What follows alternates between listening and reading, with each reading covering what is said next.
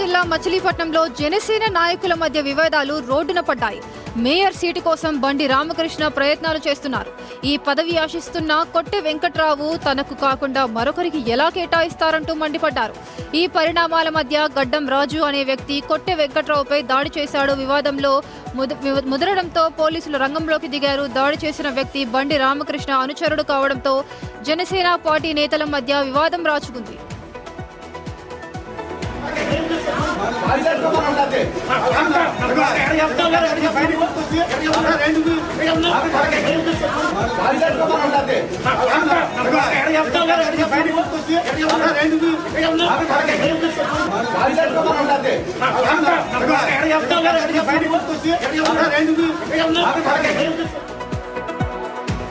More details మా reporter కాంతి అందిస్తారు. So కాంతి, ఈ హైకమాండ్ నుంచి పలుమార్లు చెప్తూనే వస్తున్నారు, అంటే లోపల విభేదాలు ఎప్పుడు కూడా బయట పడకూడదు అని. మళ్ళీ ఒక వివాదం రోడ్డెక్కింది. మరి హైకమాండ్ ఎలా రియాక్ట్ అయ్యే ఛాన్స్ ఉంది?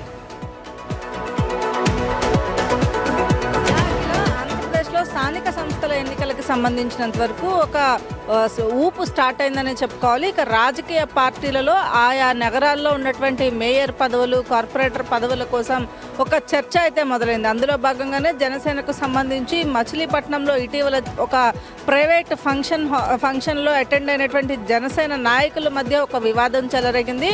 బండి రామకృష్ణ అలాగే వెంకట్రావు ఇద్దరు కూడా పార్టీకి సంబంధించినటువంటి నాయకులు. పార్టీకి సంబంధించి మేయర్ పదవిని ఇద్దరు కూడా ఎక్స్పెక్ట్ చేస్తున్నారు. ఈ ఎక్స్పెక్ట్ చేస్తున్న తరుణంలో బండి రామకృష్ణ వర్గీయులైనటువంటి గడ్డం రాజు, కొట్టె వెంకట్రావుకి సంబంధించినటువంటి ఇద్దరికి మధ్యలో వాగ్వివాదం చోటు చేసుకోవడంతో ఈ ఘర్షణ అనేది పెద్దగా అయింది. ఘర్షణ వాతావరణం ఎంతవరకు వెళ్ళింది అంటే పోలీసులు ఎంటర్ అయ్యి దానికి సంబంధించి ఒక వివాదాన్ని సద్దుమణిగించాల్సిన అవసరం వచ్చింది. ఈ వివాదం పైన జనసేన నాయకుల దృష్టికి తీసుకువెళ్తామని అటు ఇరు వర్గాలు పార్టీలు బాహాబాహికి దిగడంతో జనసేనకు సంబంధించినటువంటి నాయకుడు పవన్ కళ్యాణ్ మళ్ళీ చెప్తూనే ఉన్నారు దట్ లోపలి విషయాలు ఎప్పుడు బయటపడకూడదు, క్వశ్చన్ చేయొద్దు, ఏదైనా సరే హైకమాండ్ చూసుకుంటుంది అని. మరి వీళ్ళు ఇలా రోడ్ ఎక్కి విభేదాలు క్రియేట్ చేసుకుంటే మరి హైకమాండ్ ఏమనే ఛాన్స్ ఉందంటారు?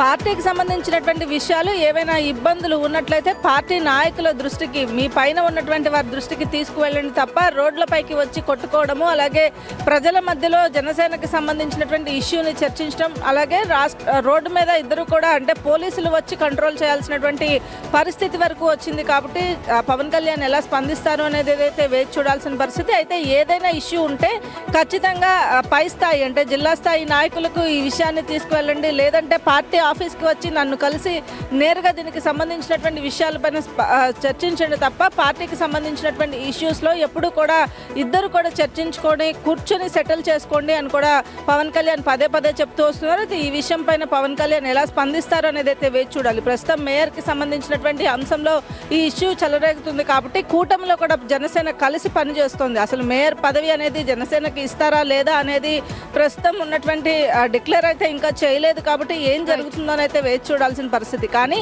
అటు జనసేనకి సంబంధించి అవనిగడ్డ, మచిలీపట్నం ఏరియాస్లో ఎక్కువగా ఇది ఉంది కాబట్టి జనసేనకి సపోర్ట్ ఉన్న నేపథ్యంలో అభ్యర్థులంతా కూడా ఇలా రచ్చకెక్కుతున్నారని చెప్పుకోవాలి. అఖిల, రైట్, థ్యాంక్ యూ కాంతి.